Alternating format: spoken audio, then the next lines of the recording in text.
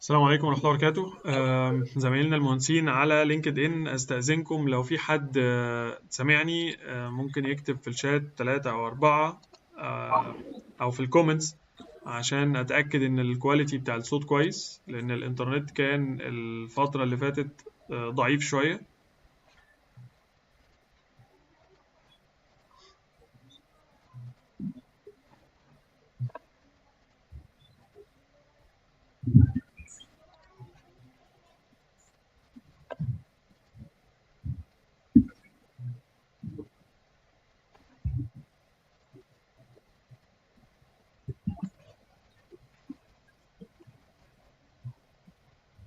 السلام عليكم زمايلنا المهندسين على لينكد إن، أهلا وسهلا بيكم. أستأذنكم اللي سامعني ممكن يكتب في الكومنتس 3 أو 4 عشان أتأكد إن الصوت كويس. Hello everyone following us on LinkedIn page. Thank you for your attendance. I'm just requesting to comment with 3 or 4 if you can hear or see us. So in order to check the quality of the network, because we had some issues in the previous days. Thank you. We will start the meeting in a couple of seconds.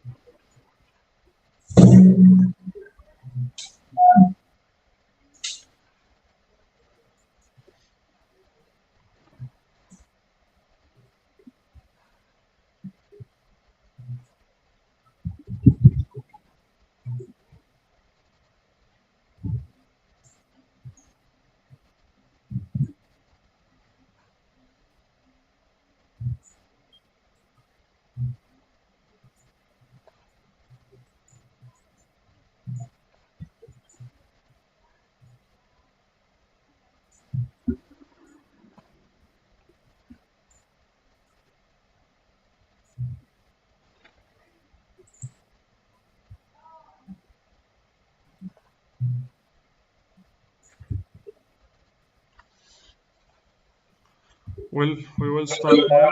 We'll start recording.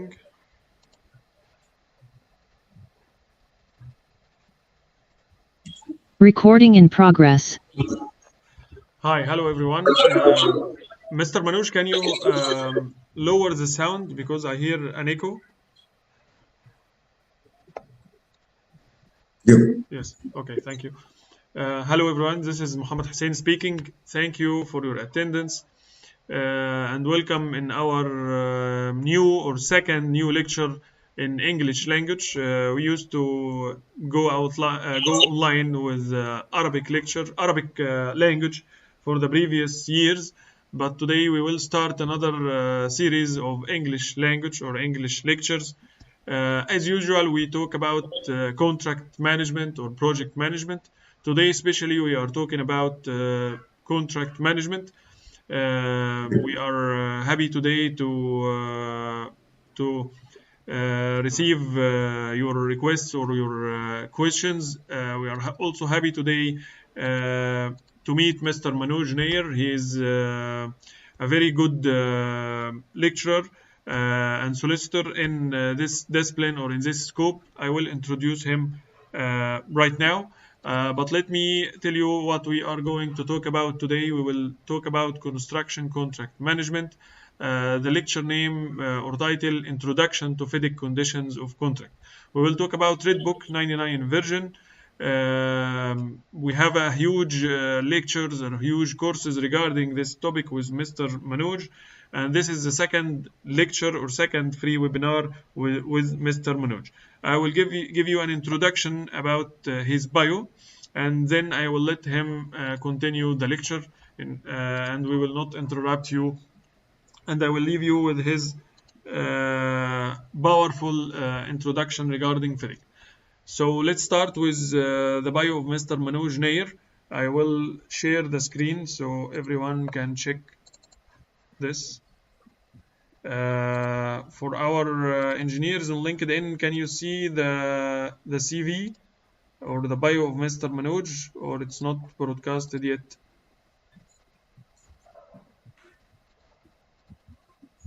I think it's not visible to you. Just give me a second and I will try to show it.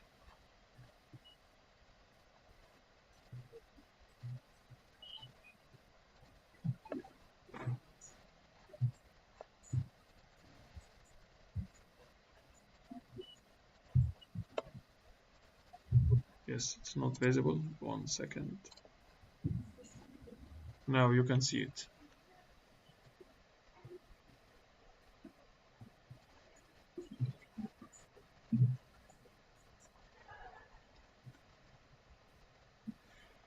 Manoj Nair is a partner with SVM Contract Consultant based in Mumbai, India. He has over 20 years of professional experience in consulting and training.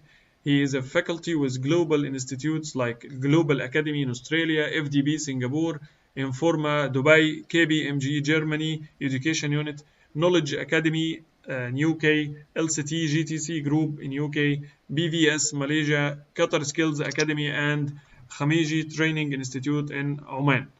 He has extensive training experience and has till date conducted 250 plus corporate training. 1 second. On topics like contract drafting, contract negotiations, contract and procurement management, managing outsourcing contracts, proposal writing, statement of work, vendor management negotiations for supply chain managers, FIDIC conditions of contract, US FCPA and UK Bribery Act, anti-money laundering and counter-terrorism financing, business case writing, bankruptcy laws, claims management, negotiation, foreign exchange and management act, and corporate governance, including mergers and acquisitions.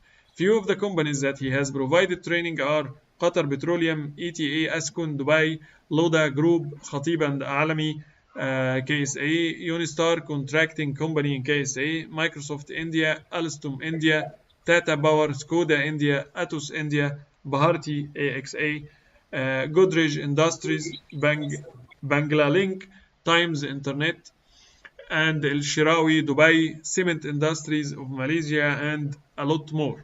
He's fluent in English and Hindi, but today we will speak in English. Do not panic. I know no one knows Hindi today except Mr. Manoj followers from India. So you will understand that the webinar. Do not panic. I know that we love Indian movies sometimes, but we do not understand Urdu or Indian, so we will speak in English. His education is a Solicitor Supreme Court in England and Wales, LLB and BCom, professional certification from the George Washington University School of Business in contract management principles and practice and managing outsourcing contract. Why you should attend? The trainer will deploy a full range of lively and interactive training methods, including exercises, case studies, practice sessions, and group discussions. Of course, will be followed in our next webinars, whether it's paid or free. This program is designed to help you enhance your knowledge of your key duties, responsibilities, and potential liabilities in the area of construction contracts. You will have the opportunity to examine a number of critical legal areas that are relevant to our organization. Cases, laws will be discussed with the participants for better understanding on the subject. I will leave the workshop overview to Mr. Manoj to clarify it to you. But today we will listen or we will get educated regarding FIDIC from a lawyer perspective of view. And this is different from our previous perspective of view regarding engineering point of view. So give me your ears and your attention while we are listening to Mr. Manoj. Mr. Manoj, you can complete or start from this point, and I will step back for you. Okay, go on. Thank you. You're welcome. Thank you, Mama. Thank you for the brief introduction. A very warm welcome to all of you. Last session was on contract management in the construction industry, and today we will talk about FIDIC conditions of contract. So let me take you to the course outline, what the course outline looks like as far as FIDIC conditions of contract are. And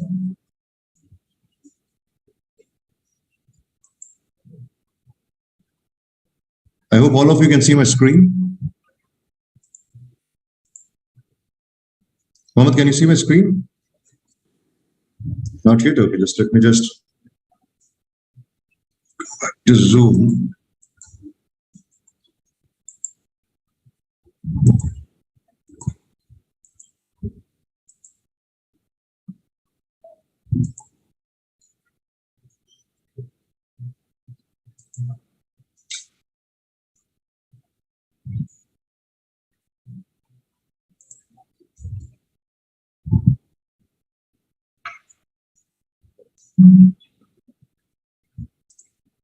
Yeah, can you guys see my screen now, all of you? All right, great. So what we are going to do is we're going to talk about FIDIC conditions of contracts. So how does the course outline look like? So first thing is what we're going to discuss in the main main course would be, a brief introduction about FIDIC, like history of FIDIC. FIDIC started somewhere in 1913, and then it came out with the first edition in 1956. Then there was something in 1986. And then how the role of engineer diminished somewhere in between. So FIDIC came up in 1999. FIDIC came up with DAB. They introduced and in 2017, they then introduced DAAB. I'll talk about that later on, but I just want you to understand what the introduction to. It will give you a matrix, like you have the red book, which is for construction contracts. You have the yellow book for design build contracts. You have the silver book for EPC contracts. You have the green book for short form of contracts. So what the introduction would do, this part of the course, is we'll give you a brief comparison, like some metrics to show what is the major difference between all these four books, and it also talk about the books that you should be using. For example, if you're hiring a consultant, you would use a white book. If you are doing dredging contracts, you would have the blue book. If it's a harmonized bank-aided contract, you would use the pink book, also known as a red harmonized version. So, just give you an overview of the books that you use in contract and FIDIC, and I'll also be talking about FIDIC subcontracts. So what do FIDIC talks about subcontracts, and what is the position of subcontracting in FIDIC? For example, when you do a back-to-back contract or pay-when-paid contract. Now, that's the first leg of our course outline, giving you a brief outline of what FIDIC book is all about. The next thing what we'll talk about is the position of some contractual clauses. Now, what are these contractual clauses? These contractual clauses are clauses that transfer risk in a contract. For example, your limitation of liability. Now, what is the FIDIC default position as far as limitation of liability is concerned? Does FIDIC address consequential loss? Third-party liability, very important. It's not here, but I'll also be sharing with you insurance as to how insurance is used widely in the construction industry. For example, your car insurance, CGL insurance, very important for those who are doing construction contracts. What is the meaning of deductibles, especially for those who are doing project funding, project finance? So I'll be sharing some insurance aspect too with you, which I've said here in the second para, the types of insurance which are there, and how insurance is used as a tool to mitigate risk. And then I'll be speaking about some concepts like subrogation, waiver of subrogation, very important when you're dealing in commercial contracts. Now, the other things that we will talk about is assignment and delegation. We'll talk about representation, warranty and guarantee. Now, this is a little bit not FIDIC, but these are important as far as commercial contracts are concerned. So wherever there is a reference to FIDIC, I'll draw a reference to FIDIC, and wherever they are not, I'll talk about them. For example, FIDIC also talks about design liability. It also talks about,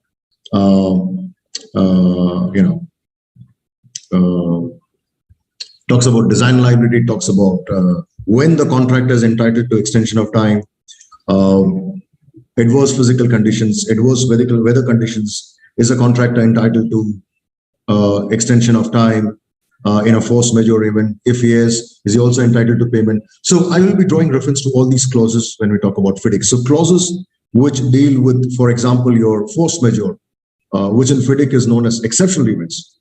So how does an exceptional event clause work in FIDIC? So I'll be talking about that. And what are the most important things that you should focus when you deal with exceptional events, right? So that aspect is something which I'll be talking about when we run the FIDIC course. This is just an introductory course giving you some basic concepts as far as what we are going to cover in the next in the FIDIC course that we are going to run with you. The next is we'll talk about the role of engineers. So in FIDIC, you have, I'm sure most of you know, you have the client, you have the engineer. The engineer could be an individual or a PMC company, and then you have the contractor. So in FIDIC, the engineer is required to be fair, impartial, neutral, which is again a big issue, and that's why when FIDIC introduced in the initial days when you had this engineer, the engineer was since the client appointed the engineer sided in most like you will I'm sure most of you know that in FIDIC under 3.5 of the 1999 edition and now in the 2017 edition 3.7. The engineer acts almost like a judge. He's got wide powers.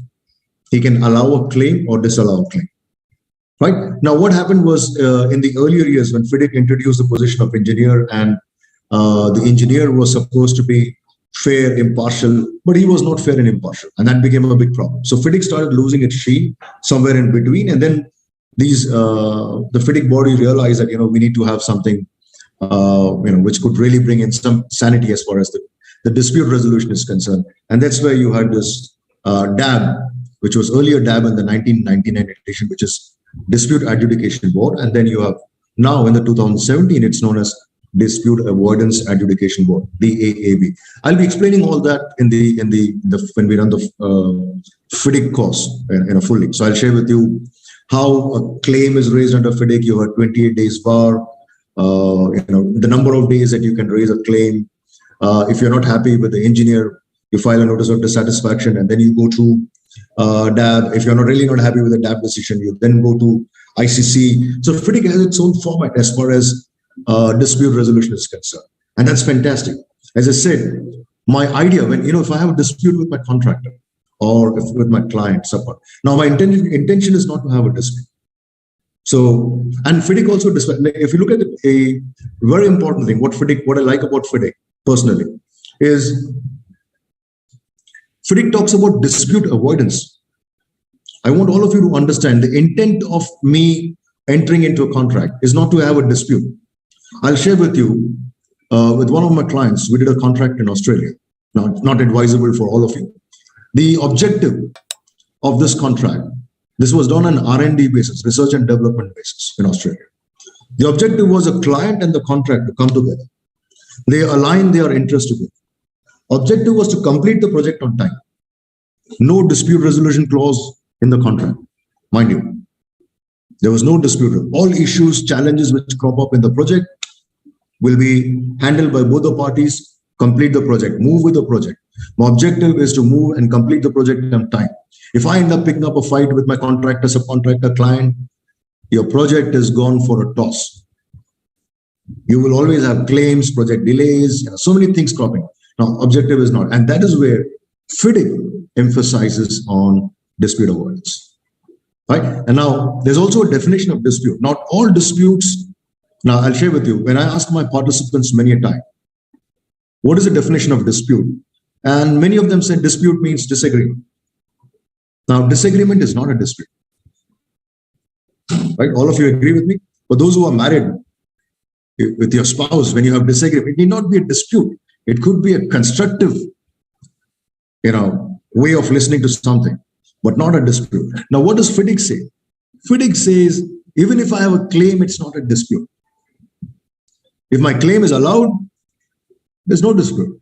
My claim gets rejected, then it becomes a dispute. Till then, my claim is not to be considered. Every claim that I make as a contractor is not to be considered as a dispute. Right? So that's the very, very emphasis as far as dispute management is concerned. Very, very fantastic way of dealing with disputes or disagreements as far as FIDIC is concerned. Now, so I'll be talking about, as I said, claim procedure. What is a claim process?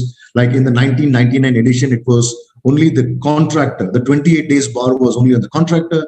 But the 2017 model now gives reciprocal rights to the client and the contractor. Both can have a claim. I can have a claim on my contractor.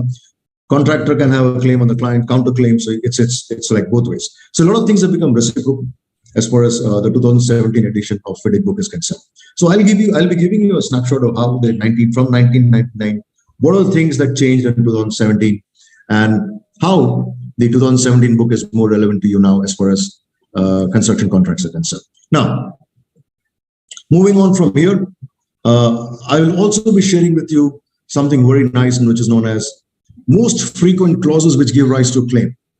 Now, what are those clauses in construction contracts? And according to FIDIC, this is not my story. Unforeseeable physical conditions, right of access to site. Right of access to site does not mean right of building access. Right of access to site means the day the contractor gets possession of the site. Now, if you look at possession of the site, that date is really confusing, because in some contracts, you can see this commencement date. Commencement date is really confusing as far as claims are concerned. I've seen a lot of claims because the start date is not clear in construction contracts. For example, a start date I've told somebody said is the start date is the day which I write in the letter of intent.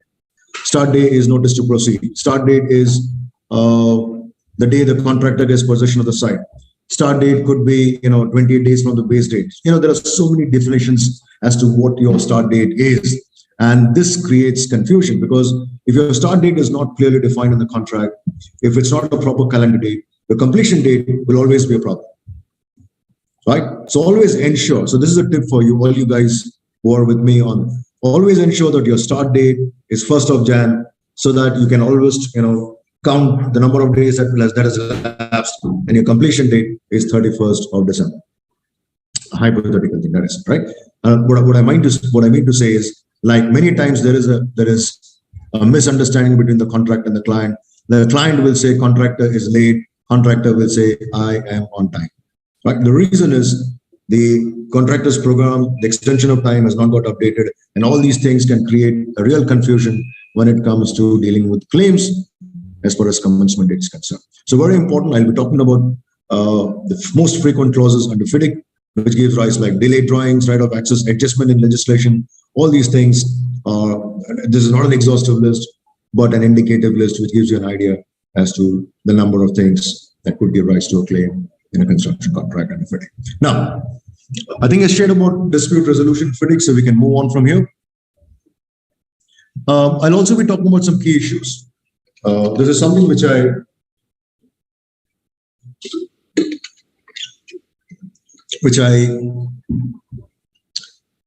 covered in my earlier webinar. For those who were there, I'll be talking about variations. How do you deal with variations? How do you ensure that you minimize your claim when it comes to variations, scope of work? I'll be talking about how do you measure your contractor's performance. If you are a contractor, how do you measure the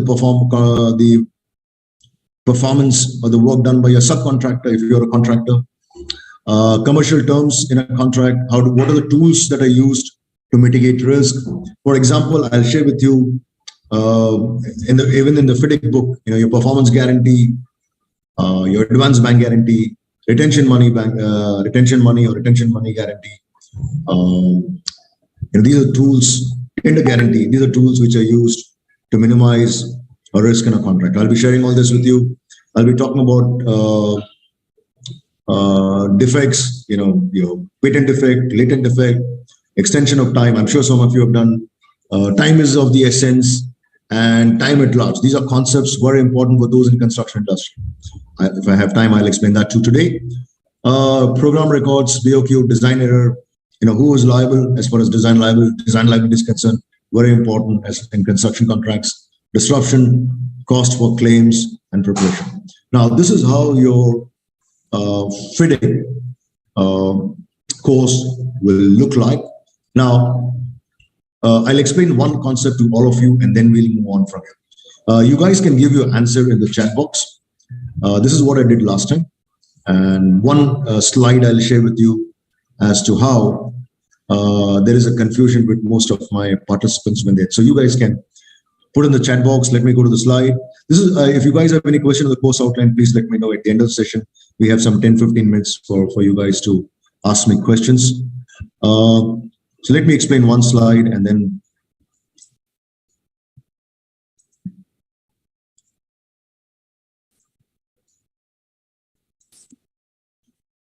this is a key takeaway for you guys for this attending this session. Spending in your valued time, and I want you all to pay attention to this.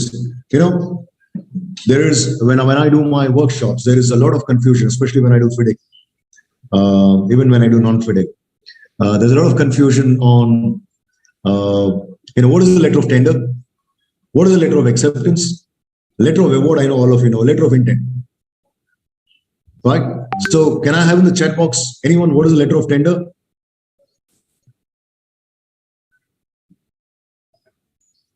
Anyone in the chat box? What do you understand by the letter of tender?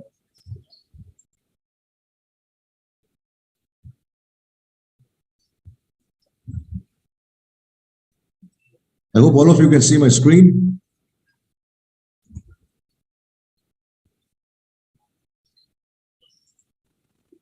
All right. Yeah, I have Musa who says, yeah, well, how do anyone, what is letter of tender to you in a one line? Yeah, I can see some of the responses here. I think I've got from Musa invitation. No, it's not invitation tender. Anybody else? Omar, what is letter of tender? Anyone? All right. So I'll share. I got one response and says, Emma says submission by contractor. Very good, sir. Right? Accepted tender proposal offer. So the letter that states the offer of the bidder. Accepted or tender proposal. All right. I take some of your. Some of you have actually gone ahead. Thank you very much for putting in your comments. Valuable comments. Letter of tender is a very, very basic document, which is an undertaking from the contractor to the client, where he makes a statement that he abides by all the terms and conditions of the tender terms and conditions. Right? That's a letter of tender. Now, what is a letter of acceptance then? Anyone has dealt with letter of acceptance? This is also there in FIDIC. Can I have some answers in the chat box? Letter of acceptance. I'll show you the letter of tender before we wind up in the FIDIC book. Letter of acceptance.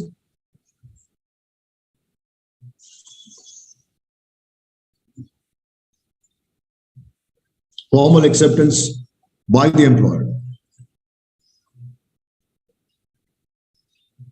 All right.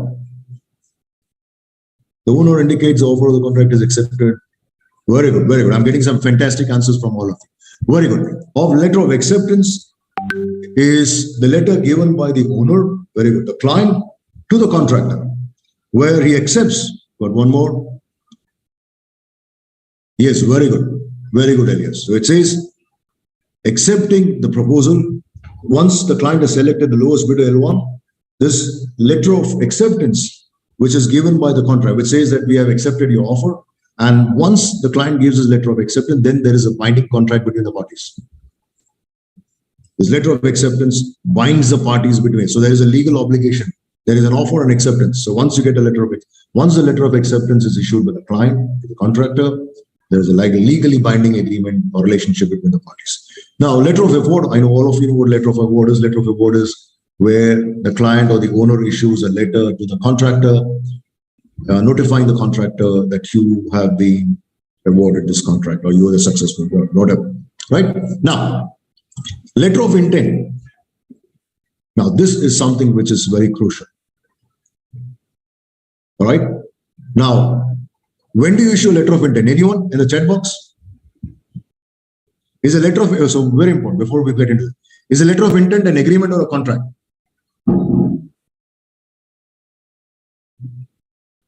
Can I have in the chat box, all of you? How much says agreement on contractor. Agreement. All right. So I've got lost. I think most of you have said it's an agreement. It's not a contract. Right? Can I have a claim when the letter of intent is withdrawn? If it's an agreement, then there should not be. You don't have. There is an intention to sign the project. Client is intended to contract this project. Very good. I'm getting some fantastic. Yes, it provides so. So can you say it's a contract? If I issue a letter of intent, let's say to Ahmed, and after some time I withdraw the letter of intent,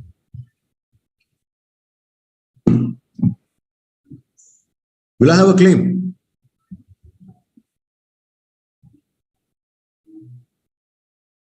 No, it is not. All right. So I've got some answers from you guys. You cannot claim. Why? Okay, so let me explain. I'll give you a background. I'm sure most of you are aware of it. Not binding, but I'm going to spend my money, right? Letter written the contract about the possible clauses of the claim prior to the claim. All right, I'm getting wonderful answers from you guys. Great. So let me explain. So letter of intent, it can be an agreement and a contract, depending on the content which is written in the letter of intent. Now, what I want to share with you is, when do I issue a letter of intent? When I want my contractor to start work early, to mobilize and start work early. Now, that's where I issue a letter of intent. Now, I want you to understand, letter of intent is an interim document before the letter of award or signing of the contract. That's where you issue a letter of intent. For example, I'll give an example. Osama says you cannot claim against the owner. Oh, no. Okay, why can't you claim? So I'm giving you a situation. The client, if the client says start mobilizing, and you start building your resources, you building your equipments, you start your manpower, you start hiring manpower. When you do all these things, the client all of a sudden withdraws, you will always have a claim, my friend. You'll always have a claim. Is that right? You cannot say no, even if it's not a signed agreement. See, you are asking me, what is the letter of intent? Letter of intent says start mobilize, start work by so and so day. When you issue me instructions to start work, I'm going to spend money. I'm going to spend on your behalf. So when you withdraw the letter of intent, I need to be compensated, right? You will always have a claim from the contractor if you ever withdraw. Right? So I remember, I'll share with you my story. There was so let me explain when the letter of intent is issued. So for example, we were doing a project for, I was just doing a workshop for somebody in Malaysia. Petronas, if it's got, let's say, a $1 billion contract to be given to a contractor, right? Let's say the contractor is ABC. Now, the $1 billion contract, or let's say it's a 1 billion or a 5 billion, whatever the amount is. Now, it has to be, if it's a very high value contract, it has to be approved by the board, right? The board has to approve it. Now, the board does not sit every day, board or the shareholders, it does not sit every day. Either they sit in 3 months or 6 months, or extraordinary general meeting has to be called. Now, and since the project, the schedule is very tight, and the project schedule demands that some of the equipments are long lead equipments and they need to be brought in before, because that could have an impact on the project schedule. Now, I can see that if things start late, the approval will take some time, and the contract has to be, maybe the signing of the contract would take some time. So in that kind of a scenario, what do I do? As Petronas, I will issue a letter of intent. What will the letter of intent? Letter of intent says we are pleased to issue the letter of intent to so and so. We request you to start work so and so. And in the next 2 or 3 weeks, we envisage that we will enter into a formal agreement, a formal contract with you. But I'll be sharing with you when we run this course, what are the best practices as far as drafting or writing a letter of intent. But I want you to understand, it's an interim document issued before the signing. The moment you sign the contract, this letter of intent gets automatically terminated. Because you don't want your contract and letter of intent to run parallel. Right? But coming back to your question, does it give rise to claims? Yes, it does. Very good. Somebody has said the owner will compensate for any fees if the contract is not signed. Yes, the owner will compensate, and sometimes who decides the compensation? That's a big problem. And that is why this becomes a claim. The matter goes to court of law, because who decides how much did you spend? What is the amount? What are you entitled to? So that becomes a big issue. Unless you write it down in your letter of intent. Right? So I would suggest is, when you issue a letter of intent to your contractor, subcontractor, always write down the limit. I'm sharing with you international best practice. Always write down the limit, an expense limit on the spend. For example, for those who are clients here, you can always say anything above $100,000, anything above $50,000. The contractor should take specific approval. subcontractor should take specific approval, because if you don't put a limit on the spend, you could have a huge claim sitting on your head, right? So ensure that you have written your letter of intent properly. And there's no harm in making your letter of intent a contract. I will explain this to you later on as to when we do the course, when the letter of intent becomes a contract, from an agreement to a contract. You guys have any questions? So someone, no, letter of intent is not, a letter of intent is not compulsory. It's not compulsory. It is all project based. Your project, what is the need of your project? Only then. I don't issue a letter of intent for all my projects. If I see that the schedule is going to be delayed, there are some equipments which have to come before. Let's say like some of my turbines were coming from Netherlands, and I was expecting a delay. So so that the project does not get delayed, my schedule does not get affected, I issue a letter of intent. So it's not that all your projects you need to issue a letter of intent, right? And I've seen that when I was in Oman, the contractor would insist on letter of intent. And I used to wonder, why is this guy asking for letter of intent? What the guy did, the contractor, he took this letter of intent, went to the bank and told the bank, look, I'm likely to get a contract. Please give me a loan. So his working capital was funded by the bank. If your contractor does not have money, he will go to the bank, and the bank will then open an account which is known as assignment receivables, receivable assignment. Right? He'll open an account. And that account, then there will be a split in that account. Like from 100, 60 will go to the contractor, 40 will go to the contractor. So that's how they did in some of the contracts where the contractor was short of funds. And for him, he was not bothered about the letter of award or the actual contract. He would say, please give me a letter of intent, so that he could take it to his bank and get his working capital funded. Right, so that's something which some contractors did, but this is very common in the industry. Like where this was not specific to Oman; it could happen to any. Osama, yes, the bank can. So that's a confirmed thing that you're waiting to get a call. So then they submit a project, project financing. Like the contractor will then give his documents so that show that the project is for 5 years. This is the amount which is going to get, and some amount. So bank also sees some profit money in it. Bank would definitely fund. Banks do give you a loan if they see the color of money in the project. So these guys do something like that. I mean, they submit documents and they do make money. I mean, bank will not take a big exposure depending on the contractor, but banks do take small exposures here and there as far as projects are concerned. So they do based on letter of intent.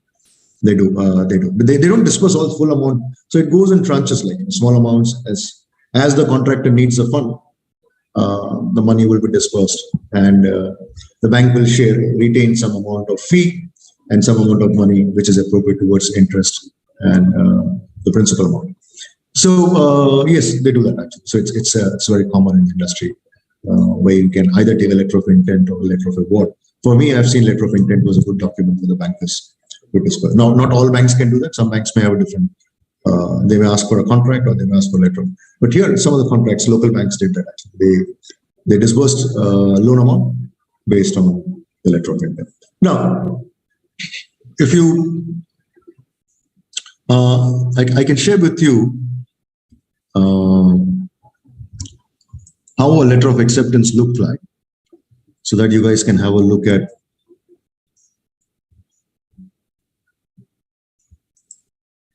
Now, let me share my screen with you guys.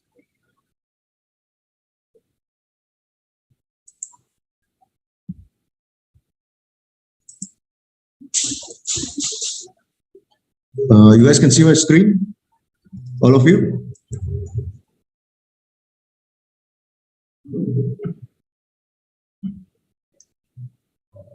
New share, I think here.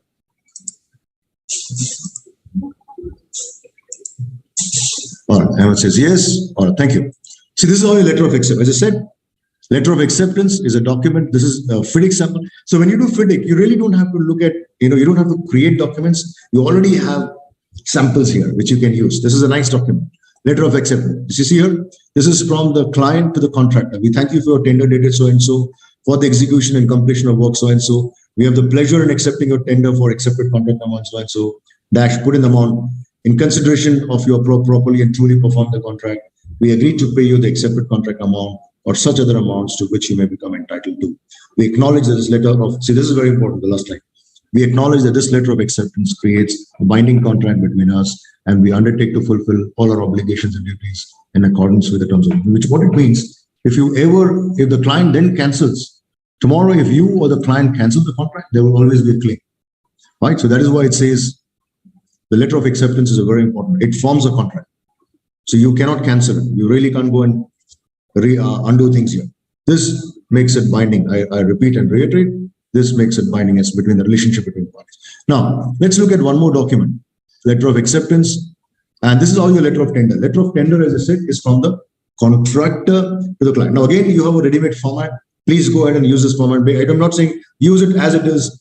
You can make changes to as per your requirement, but you already have something. So you don't have to draft it. You don't have to reinvent the wheel. You have a letter of acceptance. You can see here, we have examined the conditions, specific drawings, so and so.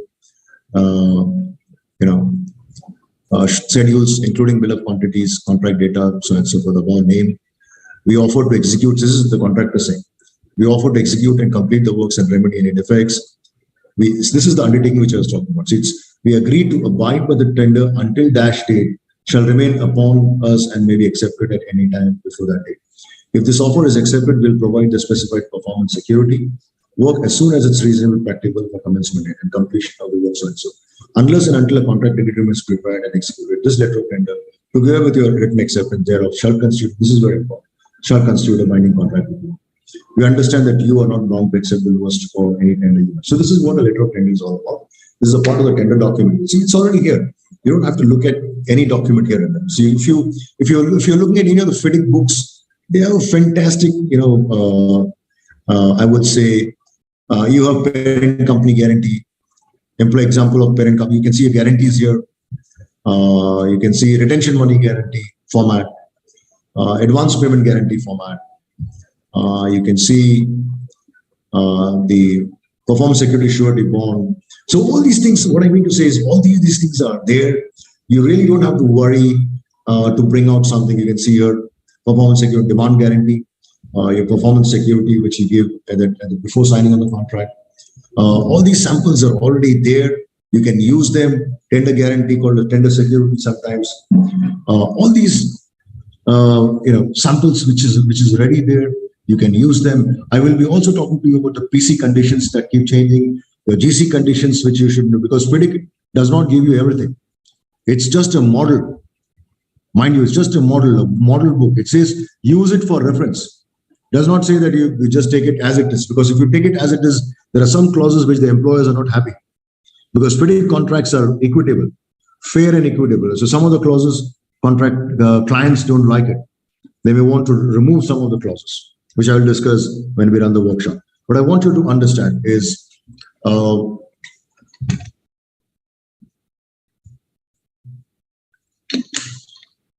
this is a fantastic book which you can use for your construction contracts, for turnkey contracts, short form of contracts. If you're hiring a consultant, use the white book. Fantastic. So you have so many of them ready. But now I'm not saying that FIDIC is used by, I think, you have more than 99 member countries, organizations who are member to FIDIC. But in construction in the UK, you have JCT, NEC contracts. In Australia, you have the IS standards, Australian Standard of Contract, Conditions of Contract. US, you have several organizations. So globally, you have different organizations which are using different formats of contract. Most prevalent and well-known is FIDIC. FIDIC is one of them, which is well-known. Easily understood contracts, and that is why you will see, and it's got a history.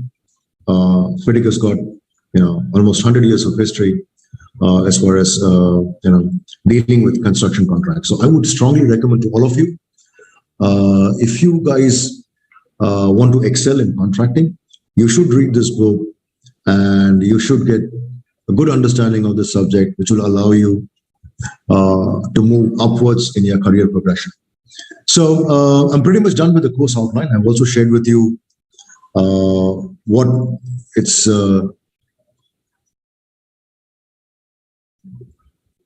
if the bid bond is expired, can the owner be obliged?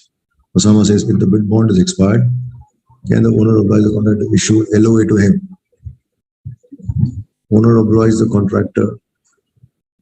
No, if the you're saying the bid security, right, Osama? The bid security is a condition precedent. Yeah, the bid security is a condition precedent. So the owner would not issue a letter of intent, or letter of acceptance, or a letter of award. You have to give this first, and then they call owner will issue. Unless the owner waives it, it's a different story. But in a commercial contracting, the owner would want you to issue the bid bond, performance guarantee, the tender guarantee, both. Tender guarantee at the time of tendering, the performance guarantee, or the bid bond that you spoke about before signing the contract. The owner is within its rights not to give the contract to L1, the lowest bidder, if he does not furnish his bank guarantee. So this is a precondition in the tender document. So it cannot be, unless the owner waives it, it's a different story, but usually it's not. It's always there in the tender document that before I sign the contract with you, this performance guarantee or performance, I would call it performance. Many call it bond or guarantee, but I call it as guarantee. The right word is performance guarantee. So performance guarantee has to be given before signing on the contract. Right? You guys have any questions? Please let me know. Anyone having any questions? I can explain one more concept in construction. How many of you have dealt with time is of the essence and time at large? Anybody has dealt with this concept? It's gone only to someone. Anyone? Time is of the essence and time at large. These are very important concepts as far as construction contracts are concerned. Anybody has dealt with this concept? For those in construction industry, Ahmed not dealt with, heard of it. No, this is important because you know,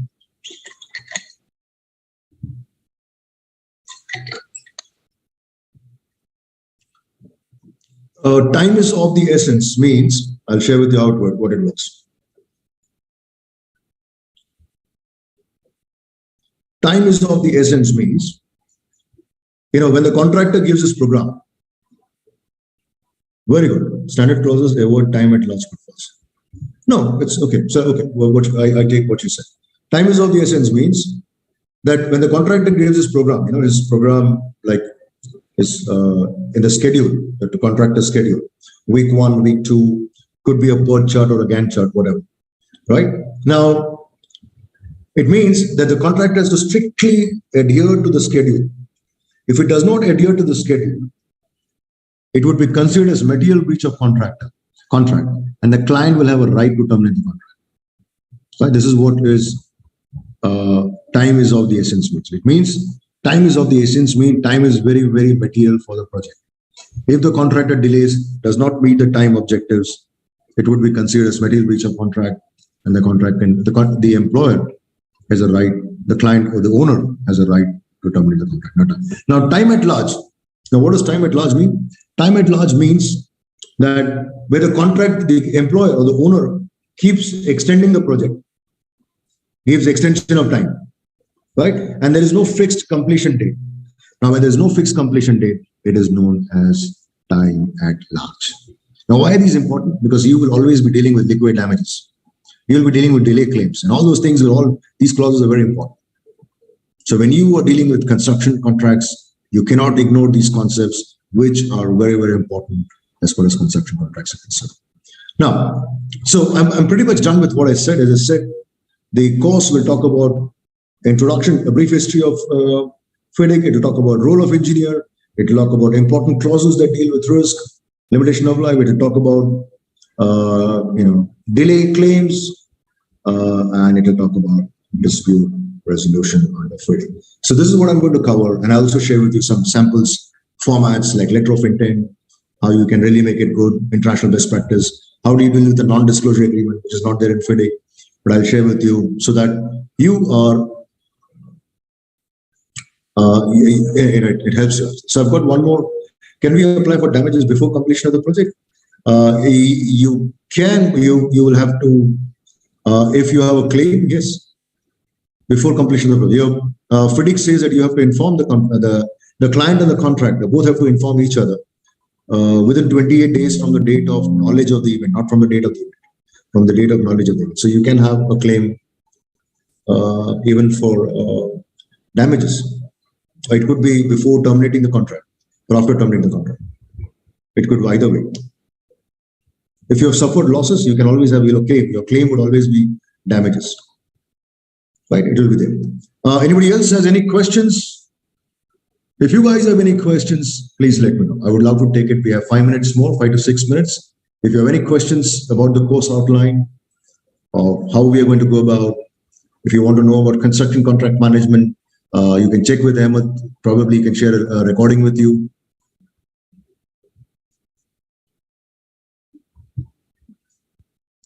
Which project wouldn't have any completion date?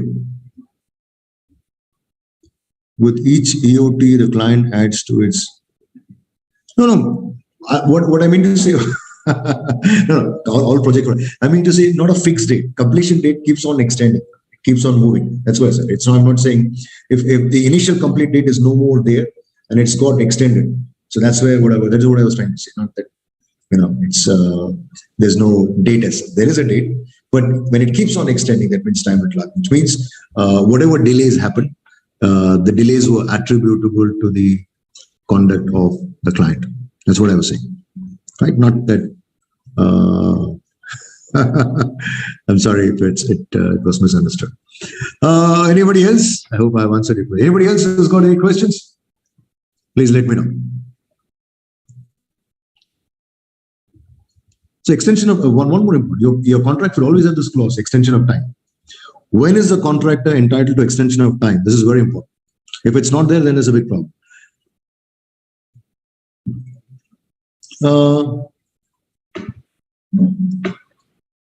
Yes, ma'am. Osama is right. Time at large may occur when there is no extension of time. Yeah.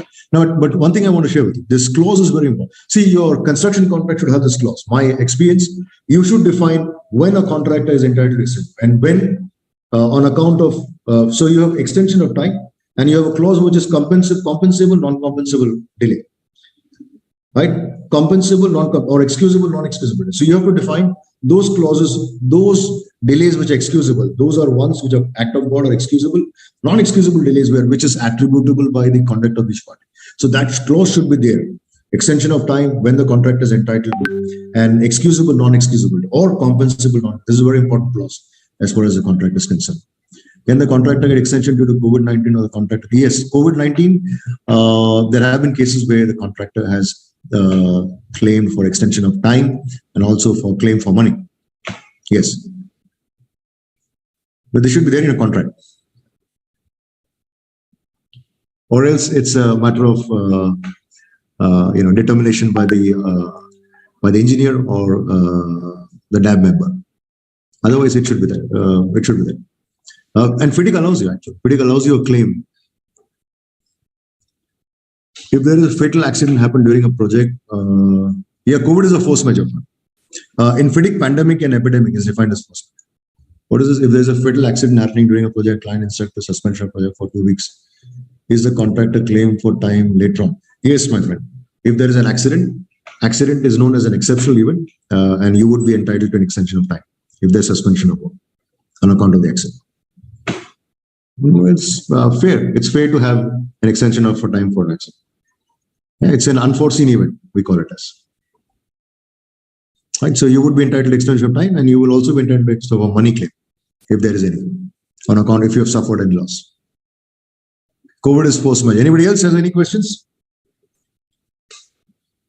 What if the changes in what is this? What are the changes in IFC? Then IFT, the contract is responsible for change in the price. What is this? IFC is what? What is the changes in change in price? Yes, damages can be applied. Could you? I'm getting so many. FIDIC does allow for profit. There is a 5% profit. I mean, there is you can recover profit as far as FIDIC contracts is concerned. Damages can be applied to subcontractors. Yes, damages can be applied to subcontractors. Where it is allowed in FIDIC 99, contractor can claim cost for FIDIC. Where it is allowed in FIDIC 99, no, this is in the 99, I'm not sure. 2017, it does say that. Even 99, my friend, the Ebola in Africa, there were some projects which got affected by Ebola, and that was known as epidemic. And there, the contractor was entitled to claim. So there, I'm not. Maybe issued for tender, issued for construction. Yes, issued. What is this? I've not understood this question. Issued for tender or issued for construction? Please write explicitly so I understand. FIDIC is exceptional events. You can say that actually. So you see, I'll talk about it when we talk when we talk about exceptional events. There is something as foreseen, unforeseen, and unforeseeable events. So you have to define that. And if you fall in that category, epidemic is also covered under that.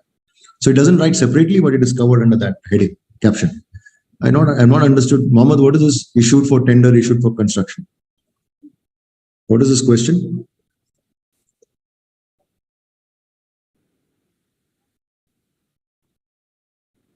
Issued for tender is what? I didn't understand. What full? It's not a full question. Issued for construction. IFT and IFC. Please write full. I am not an IFT is what? IFC. Please write on IFC. Drawing, yeah, okay. I'm seeing some questions. Too many questions coming in actually. Change. There is okay for change in price. If I have understood from Mohammed Maki, there's a change in price. If there is a change, there's a clause which deals with variation. So variation, there is and as far as price escalation is concerned, some contracts do have a clause which is known as price escalation. I'll be discussing this and when we do the training as to how price escalation is an important clause if you are a contractor. Emma, if the main contractor decides to decide to subcontractor because of terminator main contract, can claim loss of business and management costs over it. If yes, if the main contractor decides to subcontractor because of the owner terminate the main contract. What is this? If the main contractor decides to subcontractor because the owner terminate the main contract, is a subcontractor can claim loss from business and management? No. If the main contractor terminates the contractor and the contractor then separates it, subcontractor cannot directly go to the client. This is known as something known as privity of contract in law. So you really can't. No, this is a concept in law which is known as privity of doctrine of privity, the concept of privity. So in that case, if the the owner terminates a contract with the contractor then terminates a contract with the subcontractor. Subcontractor has to file a case against the contractor. He will have no recourse to the client. So that's for sure. It's not in FIDIC. It's a concept of law, privity of contract. How can FIDIC deal with escalation of food and price in the market? Of what is this? You guys use acronym which I'm growing old, so I'm not able to understand how FIDIC can use escalation of US price. So FIDIC, as I said, there are general conditions and specific. If you have in the SEC conditions, you will have something known as currency fluctuation, and then you will have a band. Based on that, you will be compensated. So market conditions, price, and again depends on what kind of contract you've entered, whether it's a lump sum contract and lump sum contract. In some lump sum contract, I've seen the client allows you for price escalation, and some the client does not allow.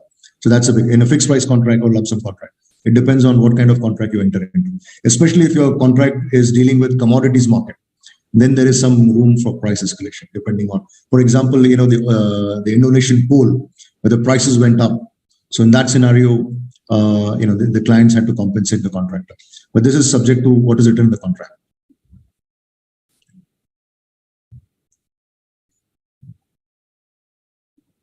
Okay.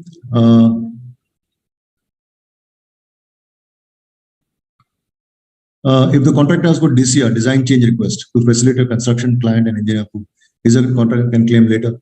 If the contractor has got design change request to facilitate construction, client and engineer approve, is a contract.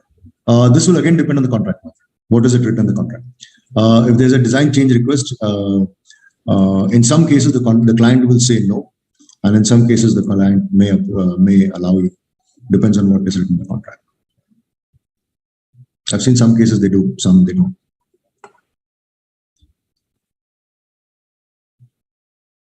If there's a construction between FIDIC contract and the general applied law, the general law will be FIDIC is just a model contract, my friend Osama. The law of the land will always prevail over FIDIC. So no questions about that. Right? I think I've answered most of your questions. We can take it when we do the actual class, if you have any. And I welcome you all and strongly recommend that you guys, if you found this session interesting, and if you want to know, we talk next slide in a way it would be interactive and not a chat box. And I'm sure the learning would be more for you guys. Thank you, everyone. Thank you for being with me and patiently listening to me. Thank you. Mohammed, you can take over. Manoj, it was a great literature or great webinar. I will stop the share screen. Just 1 second.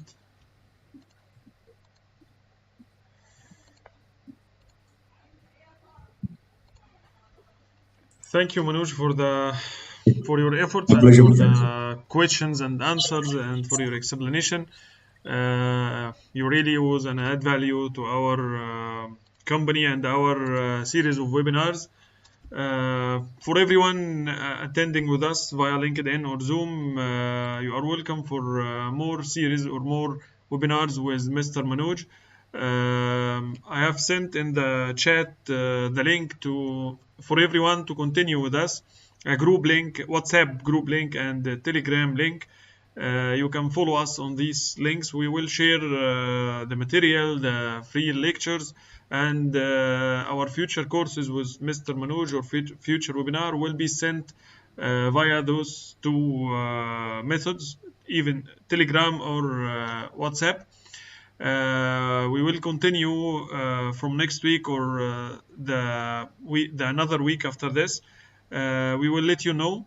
But for the time being, we will have to stop our webinar or finish our webinar, and we will get back to you via those methods. Thank you again, Mr. Manoj, and thank you for this fun. Thank you, everyone. See you next lecture and next webinar, inshallah. Assalamu alaikum wa rahmatullahi wa barakatuh. Thank you. Goodbye, everyone. Goodbye. Thank you. Bye.